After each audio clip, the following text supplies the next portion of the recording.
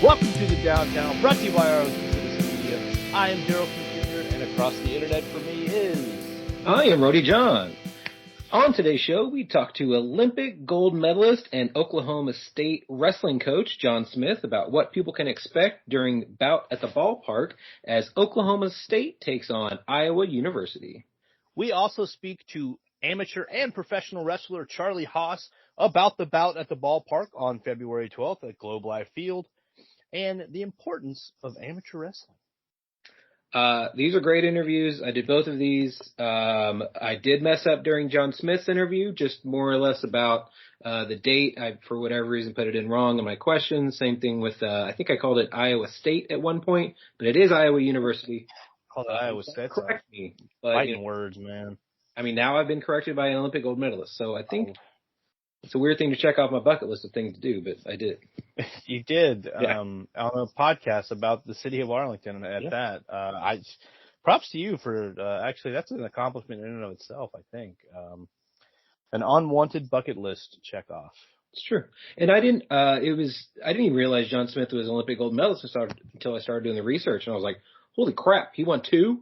This is my first also talking to a guy I know of. American hero, man. He really is. And he's arguably the greatest amateur wrestler of all time. So. And you talked to him. I did. Can you believe that? And then Charlie Haas was super nice. That man still loves amateur wrestling. He gets deep in the woods about it, but, he does keep it pretty light to where people can still keep up with it. That's a great interview. Because I tried to talk to people from Team USA. They kind of didn't get back with me in the proper channels, and then I didn't know how I was going to reach out to Team Iran. And then you don't. Yeah, I don't. And then Iowa University was a little confusing as to how to even, sometimes I go on these websites or their Twitters, and they have no way to contact them. There's no here's the emails, here's that. Iowa University didn't have any of that. It was the weirdest thing. That is very strange. It's the 21st century. Get with it. Exactly. How are people supposed to contact you? So I was like, you know what? Charlie Haas has a podcast about amateur wrestling and pro wrestling, and who doesn't like to talk to pro wrestlers more than me? So Charlie Haas won.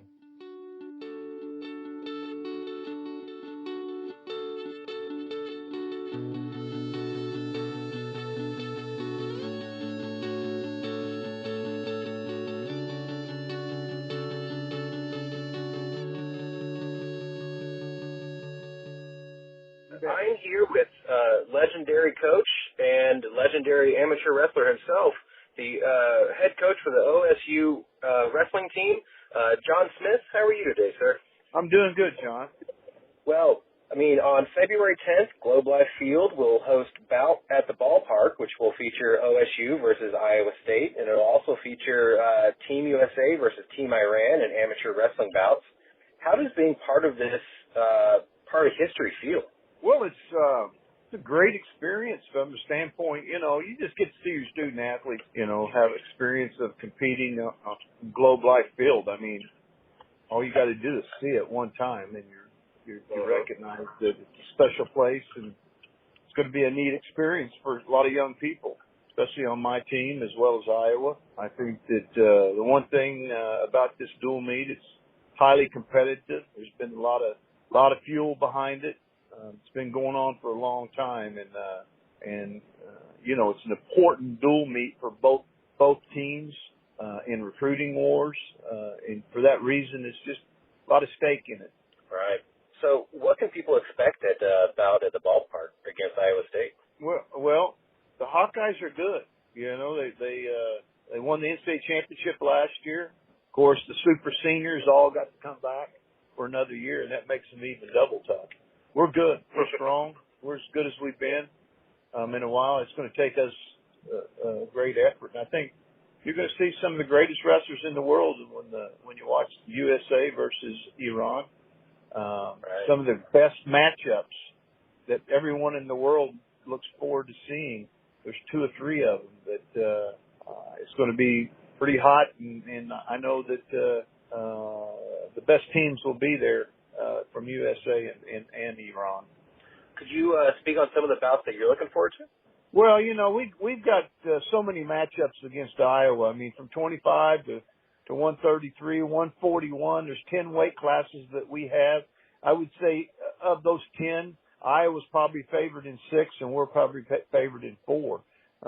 This dual meet never goes the way it's supposed to, though. And so the team that usually gets the upsets is the team that's going to win. And so you look at some matchups at 133 where Dayton Fix, world silver medalist, wrestling for Oklahoma State right now, against one of the hottest wrestlers in the country. And so you got those kind of matchups, those kind of credentials. There'll be All-Americans wrestling, All-Americans. There'll be national champions wrestling. And because of that reason, it becomes a wide open dual meet that could go either way. That's true. Now, are there bouts on the Team USA versus Team Iran that you're looking forward to? Like I said, there's some of the very best wrestlers in the world right now on those two teams. And there's definitely a difference between those guys and my college guys. They're the best wrestlers. Yeah, they're the best wrestlers in the world. This is our best competition that we have in the world, and you're going to see some of the matchups. I mean, to me, two of the greatest wrestlers of the top 5 wrestlers in the entire world, 2 of them are going to wrestle against each other in this meet, and so that makes it really exciting and creates for a heck of a dual meet. Oh, without a doubt. Now, for those who don't know, the mats will be elevated above the field, and it'll be in between the pitching mound and second base. So, but I believe they're going to go every other, so it's going to be OSU versus Iowa State will have a bout, and then it'll go over to Team USA and Iran, and then back and forth. And so it's going to be a fantastic demonstration of what amateur wrestling is in 2020. Yeah. Well, technically 2022, but in 2021, leading into 2022. It's absolutely going to be fantastic. Yeah, and make sure it's Iowa University. It's not Iowa State. Oh, it's Iowa University. Okay, that's my fault. Yeah. Iowa, the Hawkeyes, is who we're wrestling, yeah. Well, I mean, I'm sure you guys get that quite a bit with OU and OSU, so, I mean, there's definitely there's a difference. Yeah. Now, you're in your 31st season as a head coach of the wrestling program in which you won 5 national championships. What do you feel your legacy will be as a coach? Oh, I don't know.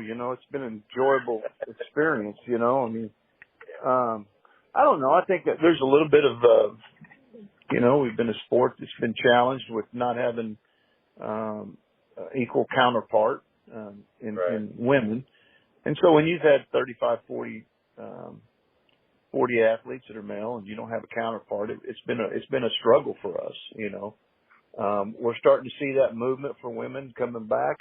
And so a lot of my responsibility I felt over the last several years, I mean, when I say several, 20 for sure, is, really trying to move women's wrestling forward. There's 104 programs right now in women's wrestling in college right now, which most people don't know, and it's growing. I mean, over the last, I think 2 weeks, they've added 4 programs.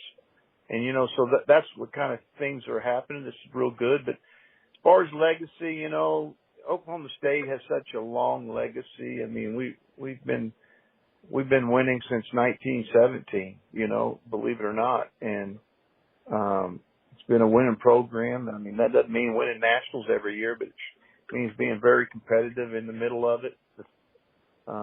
We've established a great program here in Stillwater, Oklahoma. And it's important to the community. And so for that reason, it's been a good career. It's been nice to be able to coach at one place for such a long time.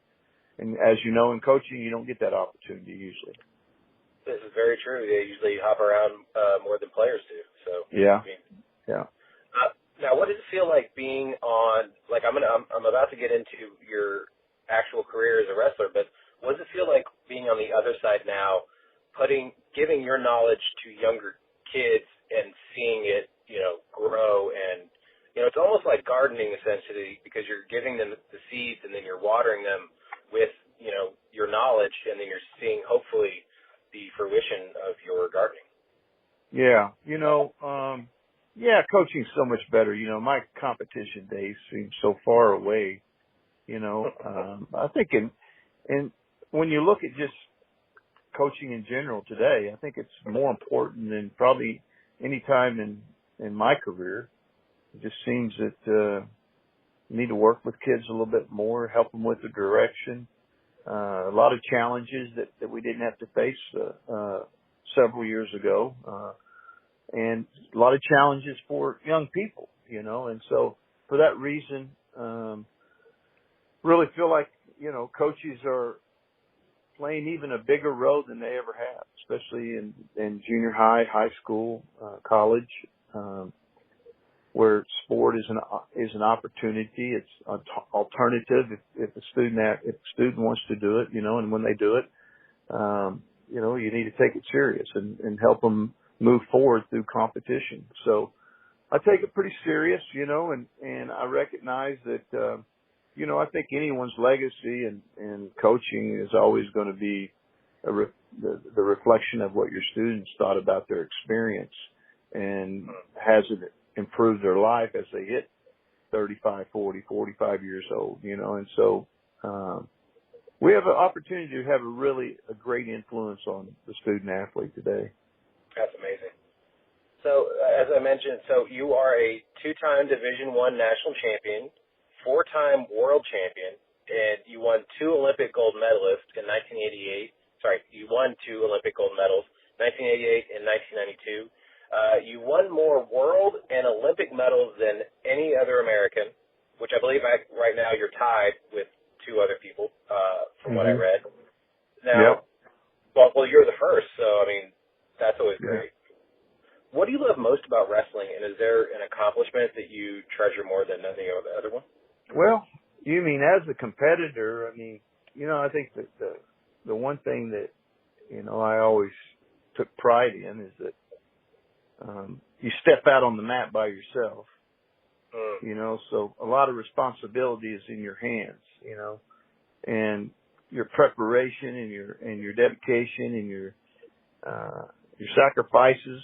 If you're making sacrifices, I never really looked at it as sacrifices. I looked at it as learning. You get to control a great deal of that, and it's always important to have a good coach to lead you on the way, but it's one-on-one. So that's the one thing I really enjoyed about wrestling is, I didn't look around and look for an excuse to make. When you get beat, it's you. It's on you. It's on your shoulders.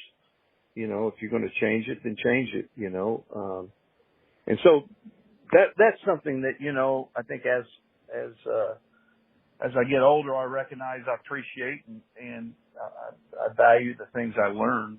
As an athlete that needed to get motivated if you want to be an Olympic champion, if you want to be a world champion. So wrestling does that for a lot of people. And, of course, most people don't make it that deep, but even kids that wrestle in high school and never wrestle again, it's a reflection on them for the rest of their lives. Hard work, obviously, and very challenging on a daily basis. Now, is there an accomplishment that you treasure more than the other ones? Well, I think winning your first of anything always seems to be the best, right? Your first state champion as a high school wrestler. My first national championship, there was no question. My first Olympics, I probably was excited as I ever was in any of my career victories. Because you think about that, for me, that goal and that dream started about in second grade, and here you are at, 21 years old, and it's coming true, and standing on the platform and the flag raising above you, everything you thought it was going to be is times 10, when you're in the moment, in such a emotional moment, reaching the pinnacle. It's a great experience. Oh, I imagine. Now, this is kind of a weird question, but do you have it kind of on display in your house, the 2 medals, or they kind of in a drawer Actually, somewhere? Or I don't have any of my medals. I don't have any of my Really? medals. You know, I gave them all to the Wrestling Hall of Fame. Okay. You know, I don't need to look at them every day. So hopefully, maybe some young people get to see them and maybe motivate them. You know, so that's probably where they need to be, and I'm okay with that. That's fantastic. Now, you've had the opportunity to coach MMA legends such as Daniel Cormier, Randy Couture, Mark Muniz, and local legend here, Johnny Hendricks. Why do you think wrestlers make better MMA fighters? Well, I think that, you know, the part of the discipline in MMA is wrestling, you know, and wrestling could be, as we've seen, MMA develop over the last 30 years, really. 25 for sure. You know, we've seen, you know, that the takedown's important, you know, that, it's an important part of being a great MMA fighter, you know, and, the skills that you learn on the mat, the grappling skills that you learn on the mat, are real important. So, you know, it's a good fit. It gives every wrestler a chance to be pretty good at it because they got those wrestling skills, right? But, there's a lot more skills that you have to develop outside of wrestling. You know, the boxing skills and maybe even jiu-jitsu skills. I shouldn't say maybe, definitely jiu-jitsu skills. Sorry for those jiu-jitsu guys out there. No, it's an important part of it. But that wrestling part of it, it makes a big difference, you know, and gives you a chance immediately. And that's why we see a lot of high school wrestlers that maybe bypass college going into MMA, you know. I think the nice thing about my guys, and there's been several of them, I'm going to say probably over 30 of them, that they all got a college education. They all graduated from Oklahoma State University. And that's important, you know, before they went and leaped off into the MMA, whether they wrestled a little bit following college. There were some of them that competed, like Daniel Cormier was a medalist in the World Championships, wrestled and made an Olympic team in 2008. You know, so some of those guys they wrestled following their career at Oklahoma State, and after they finished their Olympic opportunities or the Olympic dream, they went on. So, but the good thing is I'm glad that their education came first, and all of them had something that if they need it to go back to. Very true. You need that foundation, otherwise, you know, no matter what field you're going to get into, especially if you're in athletics, you can get injured even practicing. So you don't even have to be in a bout or, you know, let's say it's football or basketball, whatever. It doesn't have to be an actual game. But if you have that foundation of the knowledge and what you can do when your career is over, I mean, I think that's crucial. Yeah, and, you know, not everybody gets that opportunity, you know, and some people take a different route to being successful. But, you know, a lot of people, you know, recognize that we've had several guys go into MMA, but I also want them to know that every one of those guys graduated from Oklahoma State and they moved on after their graduation. So that's their opportunity, and they took advantage of it. Right. I mean, there is also the bout of going into coaching, or there's a lot of amateur wrestlers that went into pro wrestling, which, you know, is kind of maybe looked down upon in the amateur wrestling world, but it is still a good I mean, that business is not going anywhere. As we've seen over the years, you know, WWE, WWF, no matter what it is, they're always going to be there. And now there's so many other companies. There's independent companies. So, I mean, there's always avenues if you're an amateur wrestler and it doesn't work in amateur wrestling to go on and, you know, do other things. Well, yeah, and I think WWE, we don't have too many that go that direction. No. Our Olympic champion this year at heavyweight in Tokyo, Gable Stevenson, looks like he's going that way. Great opportunity. That's good for him, you know. We've had a few in the past, but I think most of the wrestlers choose to probably either, go into their field following college, their degree, or several of them. I've got several coaches all over the country, and that's been exciting to see as well. Coaching is important right now, and making sure you fill those vacancies with good people that understand the sport and can run a program, real important, not just in college, but especially in high school. Right, exactly. I mean, you start them early and you get them in good habits that's going to extend throughout not only college, but the rest of their life, hopefully. That's right, yeah. Now, we have a segment on the show called Tournament of Toppings where we're trying to find the best pizza place here in Arlington. Up in Stillwater, do you have a favorite pizza place? Hideaway Pizza. Okay. It's been here for a long time. There's been just decades after decades of students that have got to enjoy it. It's sitting right on the corner of campus. It's one of the hottest places every day for lunch, for dinner. I've signed a lot of recruits inside Hideaway Pizza. It's really good pizza, and some of the greatest mushrooms you'll ever taste. And it's had a long standing here. I want to say going back to the late 60s, maybe the early 70s is when it started. And they've expanded now over into Tulsa and into Norman, where the University of Oklahoma is. So definitely Hideaway Pizza. I mean, I still haven't made it up to Stillwater, but I need to. I was born in Oklahoma City, then we moved down to Arlington when I was probably 2 years old. But Stillwater is still somewhere I need to visit, and it's definitely on my list. So Hideaway Pizza is definitely going to be on the top of my list now. Yeah, and Stillwater is a beautiful town. It's 50,000 people.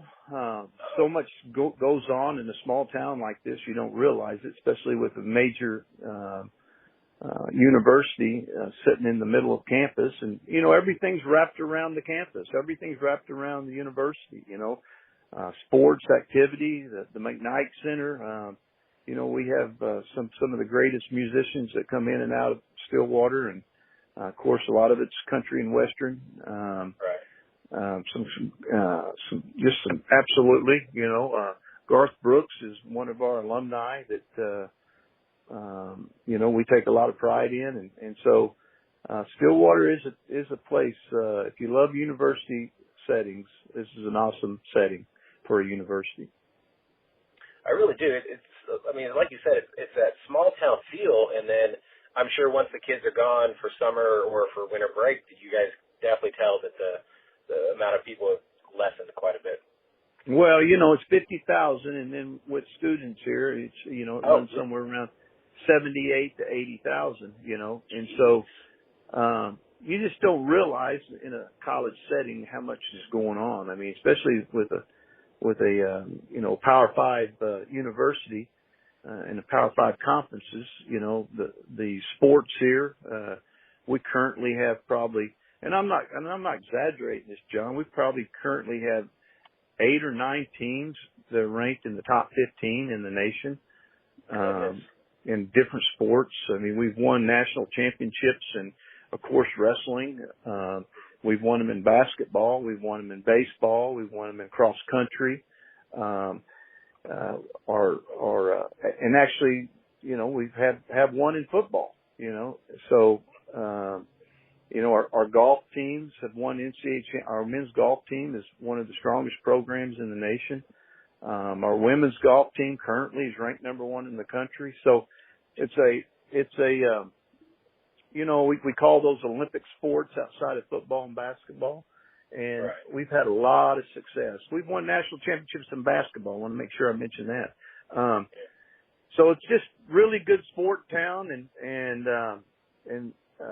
our sports really creates a lot of interest here, and we have a lot of people that attend our events. I mean, that's what's important, is really having the people there. I mean, obviously with the pandemic, it was a little hard having people there, and I'm sure that it was quite a blow, because you need to feel that energy coming from the people as well. It's built up that adrenaline that's already pumping. Yeah, there's no question. Last year, it sucked. I don't know, excuse my language, but no, I mean, that's fine. Yeah, it was, you know, we only, wrestling, we only got to wrestle once a week, you know, which was the best thing for us to do because for safety and allow us to get our kids to, our student athletes to the conference championship and the NCAA championships. You know, we were able to participate in both, and I think a lot of people behind in the Big 12, especially the Big 12 conference and our representatives from the Big 12, Bob Bosby, our commissioner, you know, created an environment that allowed us to compete, you know, and allowed us to find a way to try to get our student athletes to the NCAA championship, which everyone in all sports, that's the goal, right? Is to be in the playoffs for the championship, Final Four, for us get to the NCAA championship with all of our students that qualify, and we were able to do that. So we were lucky. We were one of the conferences that moved forward and really tried to create a safe environment. But yet, let's do our sports safely, and if we have to compromise on how many matches you wrestle or how many events that you have, let's not worry about reducing them just so we can get to the end, and that would be participating in championships. Every kid out there, that's their goal, is to be an NCAA champion. It's true. I mean, that is the goal of any college student. If your goal isn't to be in the NCAA championship, then you shouldn't be an athlete. Yeah, that's right. It's kind of the way it is. Well, if people would like to learn more about the OSU wrestling program, where can they do so? Well, you can go on our website, okstate.com. Pretty much, you'll see it all. There's several books out on Oklahoma State wrestling in the past. You know, we have, there's been 9 athletes over the years that have won 11 Olympic gold medals. So I'm not the only one. You know, I'm a long history of gold medals, and I'm very proud of that. You know, that I'm a part of something. It made it real when I got here as a freshman. You know, and I'm looking around, and at that time, you know, there was 8 athletes that had won gold medals. Oh no, excuse me, 7 athletes that had won 9 gold medals. There's 2 of us, Kenny Mundy, myself, and Kendall Cross, that after our time in school, we won a total of 4. But you know, it's 35 NCAA championships. I can't tell you how many conference championships. I can't tell you how many Olympians we have. It's just a lot, you know, and a lot of pride. It's not easy. As we found, you know, we've gone from the Big 8 to the Big 12, and we're realigning again with the conference. So there's been a lot of challenges in front of us that we've had to kind of work around and maintain excellence during those changes, and just feel really good about the fact that our administration really supports all of our sports, and it's important that we're very competitive in all of them. Right, as you should be. I mean, it's been an actual honor to interview you. Like I said before I even did the research, I knew I was talking to somebody great, but then I realized you are a Olympic gold medalist twice. So it is an honor on my end. And if people want to go out and see you on February 10th here in Arlington, Texas, at Globe Left Field, Bout at the Ballpark, they can do so now. It's going to be OSU versus Iowa University, and tickets are on sale now. Yeah, and that date's going to be on February the 12th is the date. Why? So I don't know why. That's weird. Everything I saw was the 10th. Yeah, it's on February the 12th, Saturday the 12th. Tickets, yeah, and you'll see a lot of Cowboy fans, and you're going to see a lot of Hawkeye fans, and I think you're going to see a lot of Iranian fans. I think Iran is a country that has a lot of pride in their wrestling. It's probably if not their best sport, that they put a lot of energy in, a lot of effort. They have other sports that are really good too, but their wrestlers over a lot of years have been great. Some of the great technicians and some of the greatest wrestlers in the history of our sport have come out of Iran. So with that, I'm sure that the Iranian fans are looking forward to the match against USA. Oh, I imagine they are. Well, I look forward to seeing you here in Arlington, and maybe we can check you out to a local pizza place here. You bet. Thanks, John. Thank you so much, sir.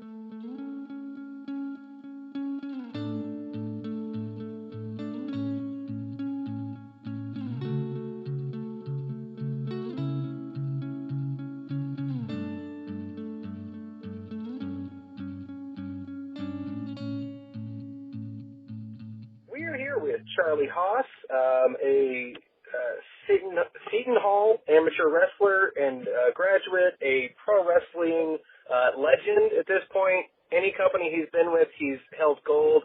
He's in the Hall of Fame for a couple of them, and I guarantee there's more Hall of Fames in his future. But he is here today to talk about Bout at the Ballpark. Charlie Haas, thank you so much for being on here.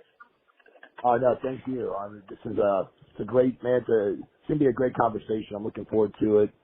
Plus, man, it just gives a chance for us to explain how important this bout at the Ballpark is going to be. I mean, it's going to be fun, and it's going to really help amateur wrestling get the credit that it deserves.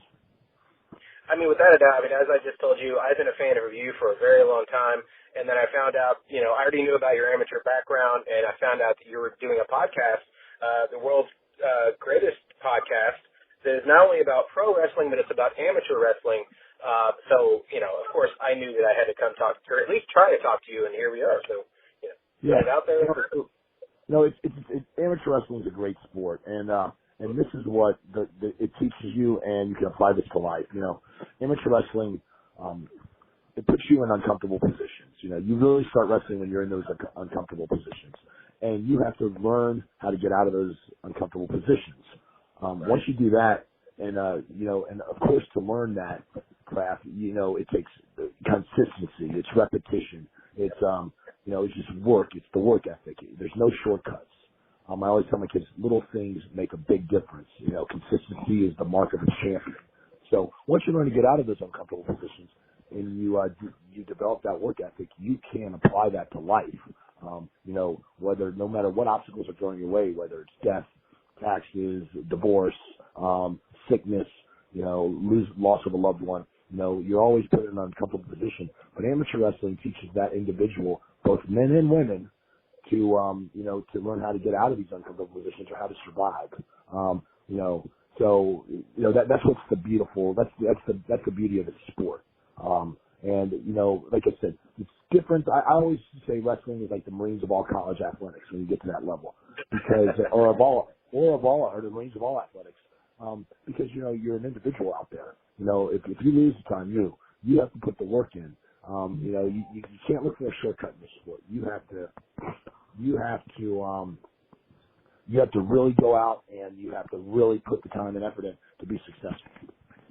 You're absolutely right, and I love how you put it, because life in fact does put you in uncomfortable positions a lot of times. It's how you get out of those positions and keep going is where you'll truly find victory in life. 100%, yes sir, correct. Yeah.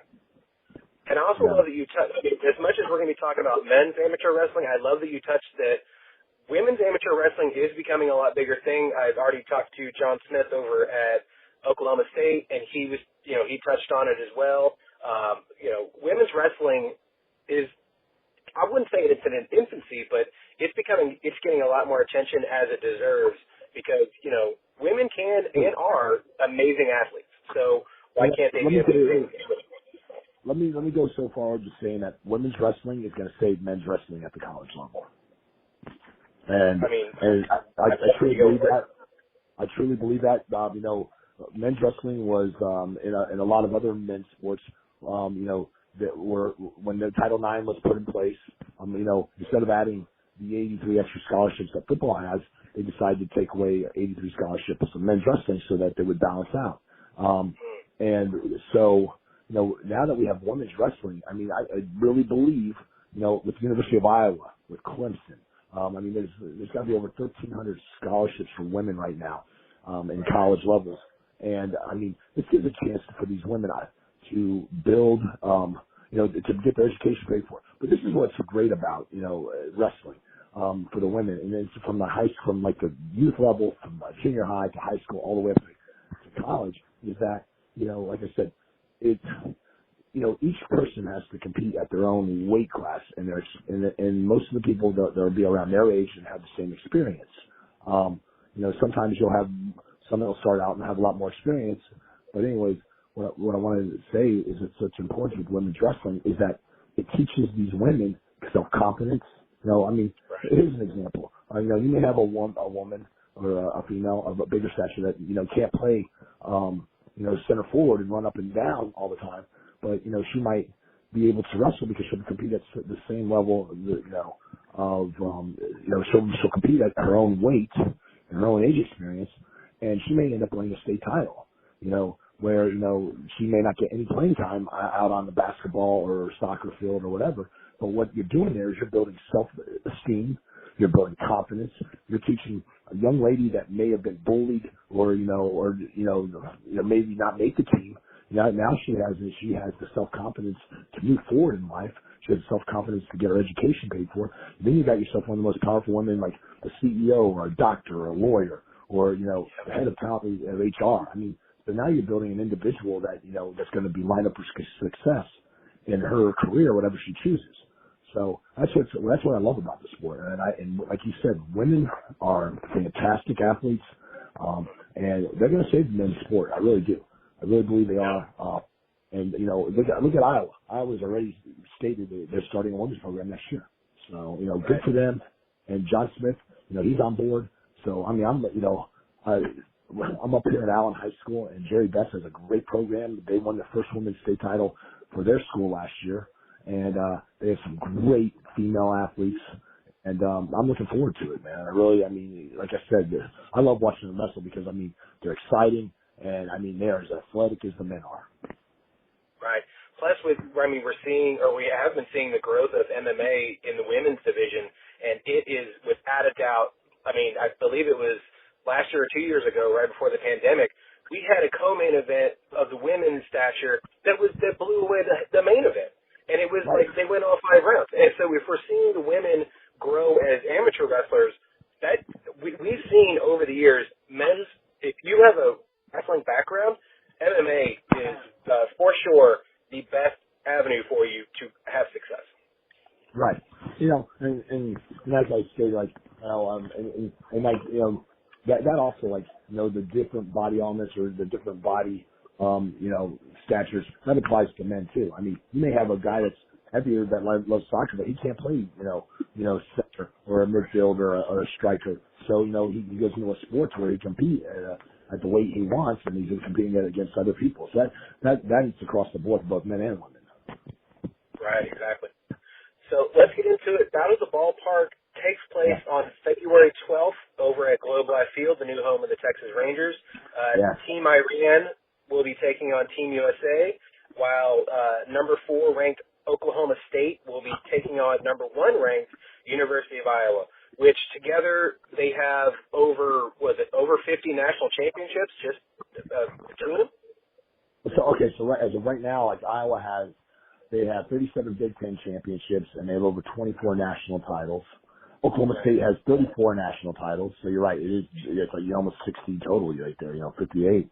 And Oklahoma State has 143 individual NCAA champions with 475 All-Americans, It's going to be fun. It's going to be fun. Oklahoma State's 197-pounder, AJ Ferrari. He's a resident, from Allen, Texas. I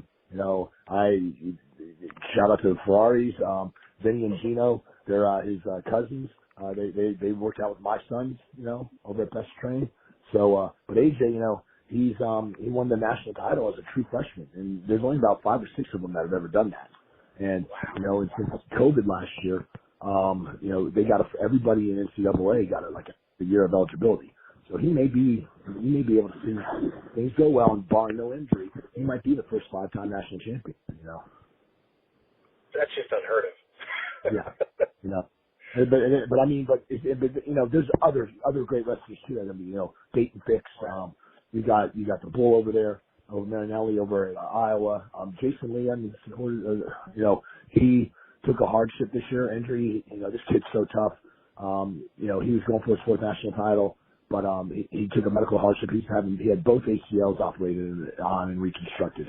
So, he was a 125 pounder. So, prayers go out to him. He's a hell of a warrior, and he'll definitely, he'll be back next year strong as ever. And Iowa, look for this to be. Iowa's a returning national champions, and it's going to be a great duel. There's no love. There's no love lost between these two.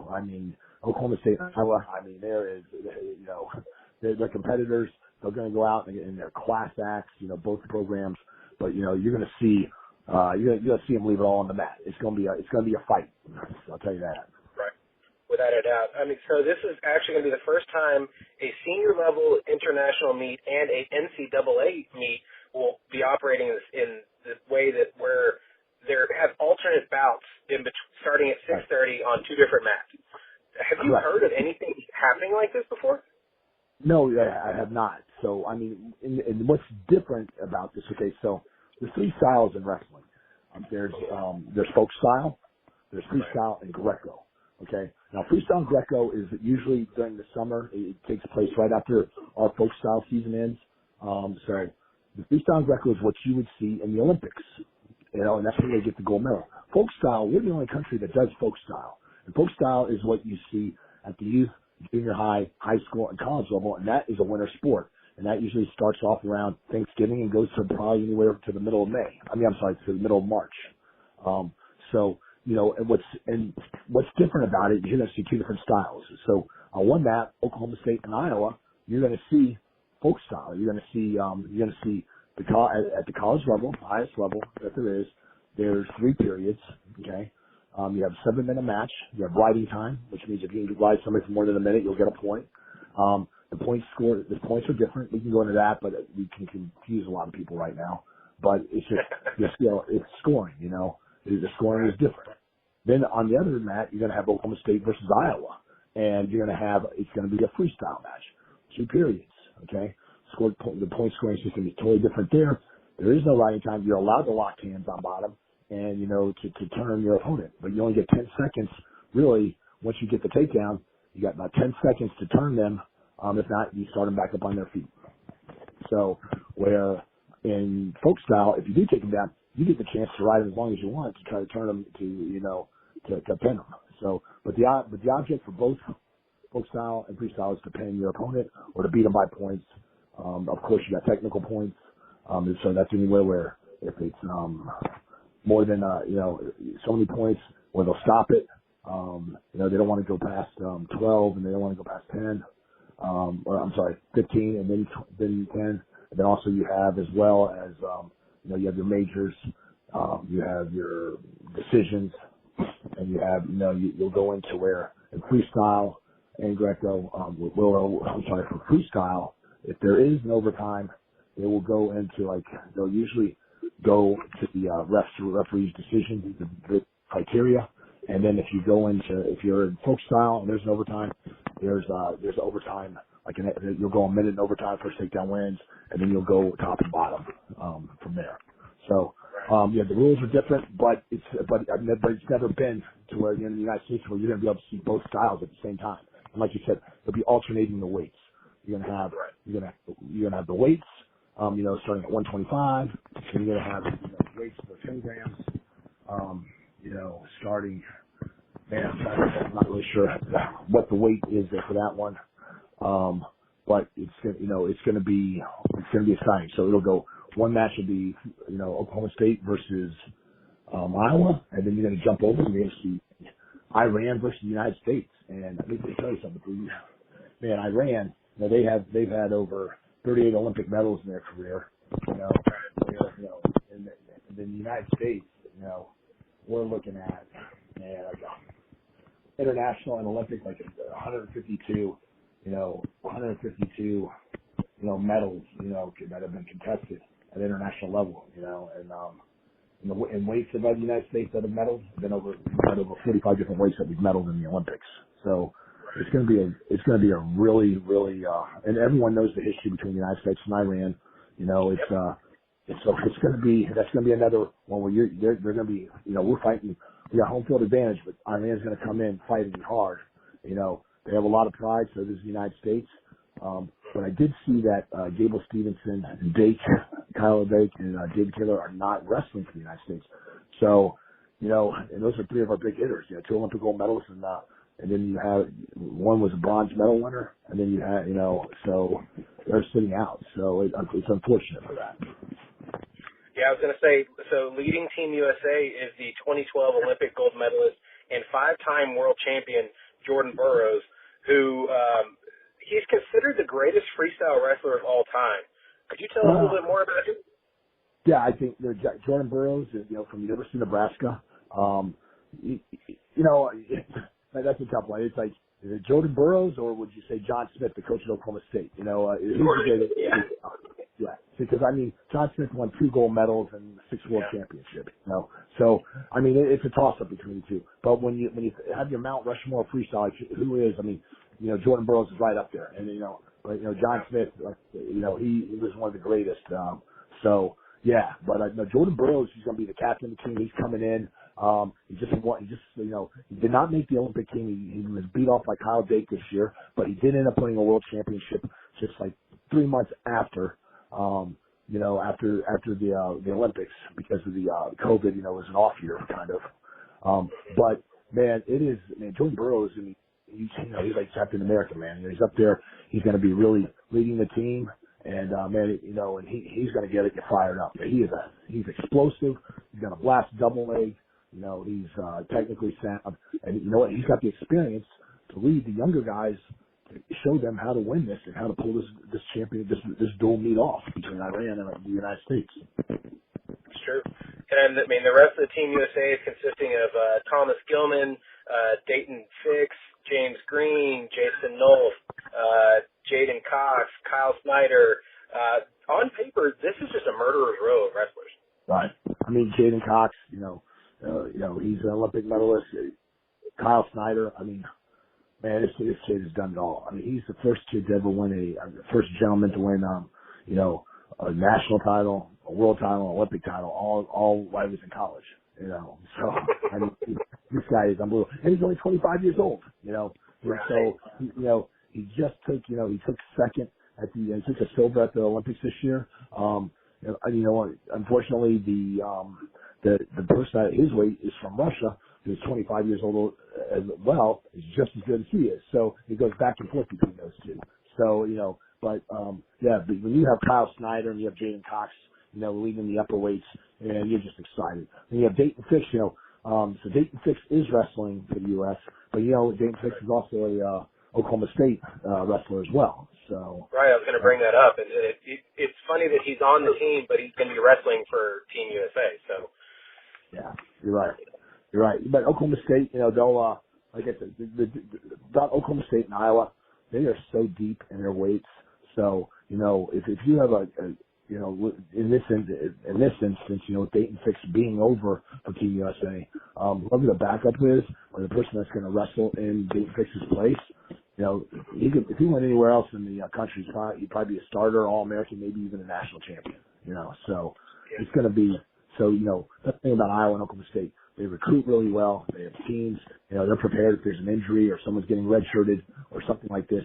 The backup's going to be just as good and just as exciting to watch. Right.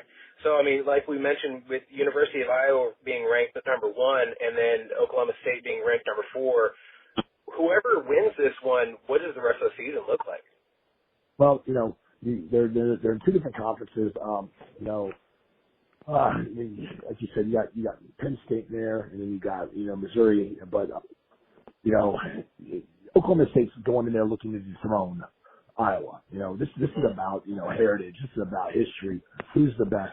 Who's the best ever? And you know, there's no love. I mean, there's no love lost between the Smiths and Gable, Dan Gable. That's a whole other story. But if the historians of wrestling, if they know it, they'll know what I'm talking about. But Oklahoma State and Iowa, you know, they like I said, they're both class act, you know, organizations and programs. But there's no love lost because there's going to be some blood, sweat, and tears out on that mat. It's going to be exciting. It's just if Oklahoma State dethrones Iowa, that's like them winning the national title this year. Iowa was like on top. They dethroned Penn State last year. They're ranked number 1. They're looking to come in. I mean, you got to think of it this way. Penn State had 4 national champions last year, and they still didn't win the national title. Iowa did. So, that's unheard of. So, Oklahoma State's looking to dethrone them. They're looking to strike fast, strike early, and they're going to, So, I mean, like you said, this will be over at USA, but then again, you got, Spencer's not going to be there either, So, because of his injury. So, the 125 pounder that I mentioned earlier. So, Spencer Lee. So, you got two of your top guys missing from the lineup, but, like I said, the people that back them up are going to be just as good, and it's going to be very experienced. So, it's going to be a really good competition between both Oklahoma State and Iowa. And then, like I said, this Iran, they're coming in. They got some great wrestlers. They're heavyweights, top bar none, one of the best in the world. I was really looking forward to see Gable Stevenson wrestling him again, but unfortunately, it's not going to happen. But it's going to be Iran's going to come in, and they have a lot. This is bragging rights. They want to come into the United States and see if they can beat us. And I know the United States isn't going to let that happen. So it's going to be fun to watch. Yeah. I mean, speaking of Team Iran, the president of the Islamic Republic of Iran's Wrestling Federation, in a TV interview, he declared death to America. Now, Dabir, the president of the federation, he won a gold for Iran back in Sydney Olympics in 2000. Is this just promoting a card, or is there something more to this, do you think? Well, I mean, the history of what's going on over there, over in the Middle East. So, I mean, I think there's a lot more to it. I mean, sometimes translations come across differently, but whatever he did say, I think that's going to be plastered up on USA's training wall. Trust me, that's not going to happen, man. That's not going to happen. And what's great about this? That this is happening here in Texas and Dallas is that this gives Texas and the Texans and the whole the state of Texas a chance to see how great amateur wrestling is, because it's really booming. And North Texas is really, all of Texas, the amateur wrestling from youth to the junior high to high school level is excelling. I mean, we produced, an AJ Farr, but we produced a Bo Nickel, who is a 2-time national champion from Penn State, a Danny Hodge winner, and that's the equivalent to the Heisman Trophy winner.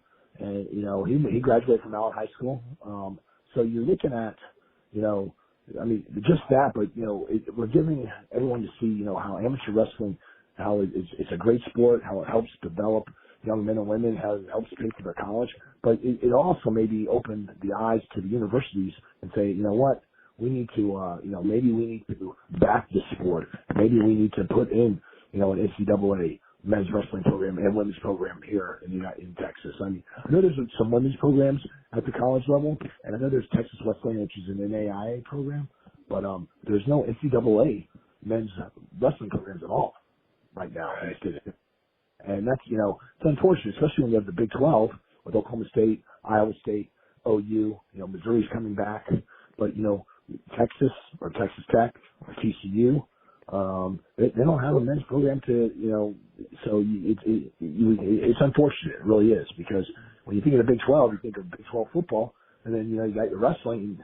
Why doesn't Texas support men's wrestling, at that level? It's true. I mean, as growing up here in Texas, we all know football is king here in Texas, and there's no reason why amateur wrestling, there's not a spot for them, because there needs to be a bigger spotlight. And I mean, like you said, they need to be opening their eyes to seeing, this is an individual sport. This builds so much character and just like you said, confidence for people going forward. Yeah, 100%. Brandon Slay from Amarillo, Texas, 2000 Olympic gold medalist. Went to UPenn. So I mean, we have produced Olympians. We had a young lady that won the gold medal, and she was from Texas this year. So we produce gold medals. Texas has produced Olympian gold medalists. It's just, why aren't the universities, backing it? Why won't they put in a men's program? It's a shame. It really is. It's a darn shame. I wish they would. They're missing out. They really are. But, it's like the University of Texas should have stepped up a long time ago. A&M, Texas Tech, TCU, Houston, Rice. I mean, come on, guys. It's like, I don't know, but hoping with women's wrestling, maybe they'll support. Maybe give us a chance to have that. We'll see. Yeah. I mean, I do hope that this is genuinely a showcase of what, amateur wrestling can be. And the fact that, Oklahoma is in this, but like you said, there are no Texas teams.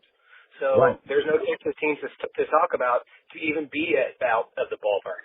I mean, hopefully there'll be another one, and maybe, by that point we start seeing more amateur wrestling happening in the Texas universities. But right now we've got an Oklahoma team in there, which, we love picking it on Oklahoma because, they're our neighbors to the north, but Texans love nothing more than Texas things.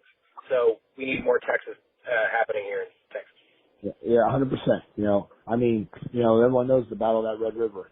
So I mean, next weekend, that football game means something. And I mean, and you know what? It's great that Iowa and Oklahoma State. I mean, I'm just surprised that you were able. The last time they had an Iowa Oklahoma State match, they've had matches, because they'll do each other every year. But a big one they did that was really cool was seeing Oklahoma State versus Iowa right there in the Iowa football.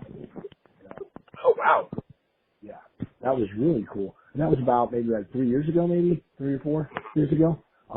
It was a heck of a, experience. But, something this big, I mean, I really am surprised that, was able to win this, to win this opportunity to have both a freestyle duel and a folk style duel go on at the same time, between Iran, USA, and of course Iowa and Oklahoma State, especially since we don't have a dog in the fight, So, sure. maybe this will wake people up and say, maybe it's time for us to put in, maybe North Texas needs to take the wrestling club and turn it into a Division I program. Maybe SMU needs to, or A&M. I don't know. We'll see. We'll see what happens. Yeah. I mean, there's enough great athletes out there. I think any of these schools, if they had the foresight, they would, without a doubt, make it happen. Yeah. I mean, a lot of our high school state champions are going to University of Little Rock, Arkansas. They just started a D1 program, or up to Utah Valley, or, there's a lot of good, Northern Colorado. A lot of these schools are D1 programs now, and they're in the Big 12. And there's a lot of Texas athletes that are getting awarded, Division I scholarships. So, I mean, we have the athletes wrestling, and we have the coaches are phenomenal, and they're doing a great job, and each region's doing a great job at the youth level. It's just now it's time, for the universities to show support. Sure. Now, obviously, you've got your past in amateur wrestling. Your sons are in amateur wrestling. What do you see the future of amateur wrestling looking like? Well, I mean, like I said, I see it surviving. I see it growing, and that's all. A lot of it has to do with, with women's wrestling. It really does. I mean, they are. It's going to save the sport. Like you said, look at. And here's another great thing about the future of amateur wrestling is a lot of these amateur wrestlers get signed by WWE now for big money. Now that this is the first year where in the NCAA history, you can make money off your likeness and your name. So since pro wrestling is sports entertainment and it's not, it's not really, it's not pro wrestling, it's sports entertainment. It's classified for tax reasons or whatever. But Vince McMahon has a great business plan. He's signing these young talents to where they can make money off merchandise now, and they can sign an NIL contract with WWE because pro wrestling is not, it's sports entertainment. It's so you have the sports entertainment, which is not really classified as a pro sport. So you don't have the NFL or the NHL or the NBA or Major League Soccer. You don't have that. So these guys, so they can sign with WWE and at the college level and have, they can flood the market with all their merchandise and make money off of it. So great business plan by WWE, but also gives amateur wrestlers, both men and women, a chance to say, you know what, maybe I don't want to go fight in Bellator or UFC, but now I can be a pro wrestler and come out making, a couple of million. So why not? Gable Stevenson's jumped. A lot of the kid from Michigan's jumped over there. Scott Steiner, Rick Steiner's son, he was a D2 national champion. He's a big name now in the D. So, you got Dolph Ziggler, you got Shelton Benjamin, you got Brock Lesnar, Kurt Angle, myself, the Briscoes, the Steiners. Yeah. Yeah, you and Shelton Benjamin are literally one of the best tag teams of all time. And, world's greatest tag team wasn't just a name, it was what you guys were. And then, you had the backup, you backed up Kurt Angle, who is, he won 2 Olympic gold medalists with a broken freaking neck. So, and then again, Brock Lesnar is just an absolute freak human being that was an amazing amateur wrestler, came into pro wrestling, then went over to UFC, won their heavyweight championship, and then came back to WWE. Yeah. So, amateur wrestling is a great base for not only mixed martial arts, but also pro wrestling. So, 100%. And that's because of the work ethic that you're taught at a young age and how to work through injuries or, how to, shake it off. But, it is, and it's all because of the background amateur wrestling gives that individual, both men and women. It's amazing. It really is. Very true. Now, we have a segment on our show we call Turn Their Toppings. We're trying to find the best pizza place. What is your favorite pizza place? In Texas? Yes, sir. Ferrari's Pizza, baby. It's in Plano, and it's right there on Legacy and Coit. So it's Vinny Ferrari. He is related to. He's the uncle to AJ Ferrari. That's at Oklahoma State. But Ferrari's Pizzeria, right down there in Coit, Legacy, in Plano, Texas. That is my favorite pizza place. It's a New York style pizza.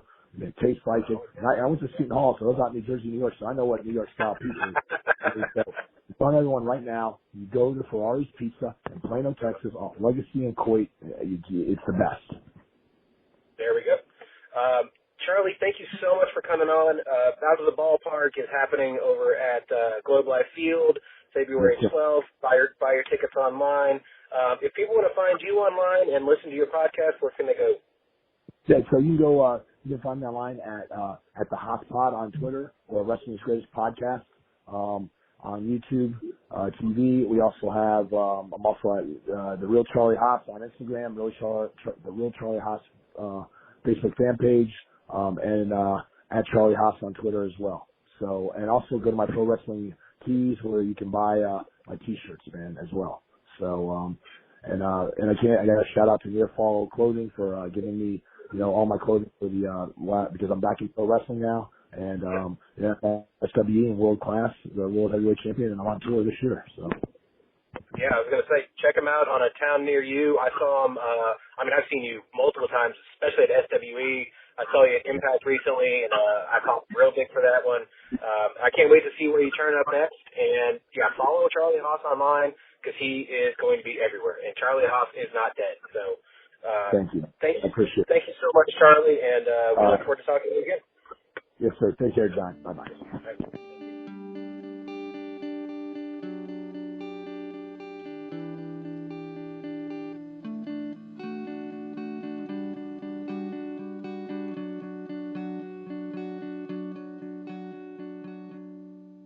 All right. Thank you so much to Olympic gold medalist John Smith and the always cool Charlie Haas.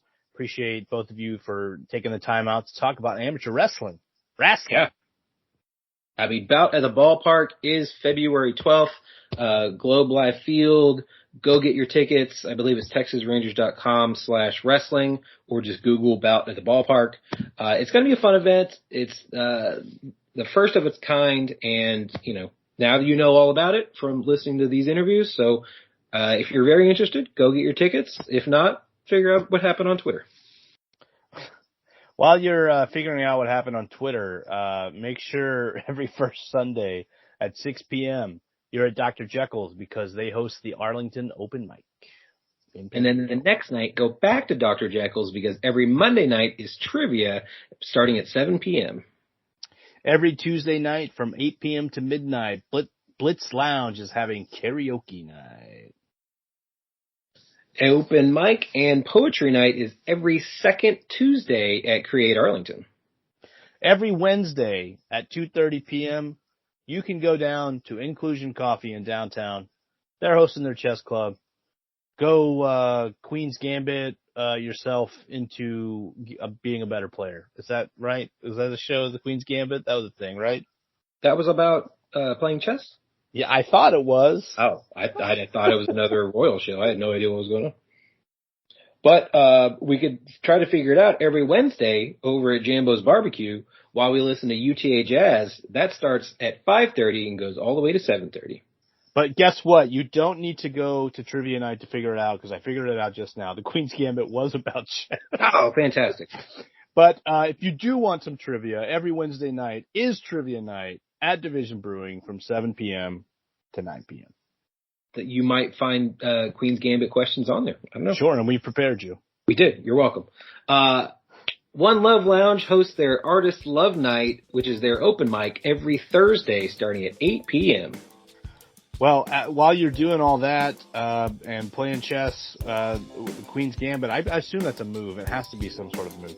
Anyway, while you're doing all that, make sure to go out and eat local, drink local, and go rediscover your city. Tag us and send those pictures over to us on Facebook, Arlington Citizen Media, Twitter, ATX Citizen Media. Tag us on Instagram, Arlington Citizen Media, and send those pictures the old-fashioned way. Email arlingtoncitizenmedia@gmail.com. Also go to our website, www.arlingtoncitizenmedia.com. Don't forget to subscribe and give those 5-star reviews of the Downtown at Apple Music, Spotify, Google Podcasts, and also hit us on SoundCloud, iHeartRadio, and YouTube.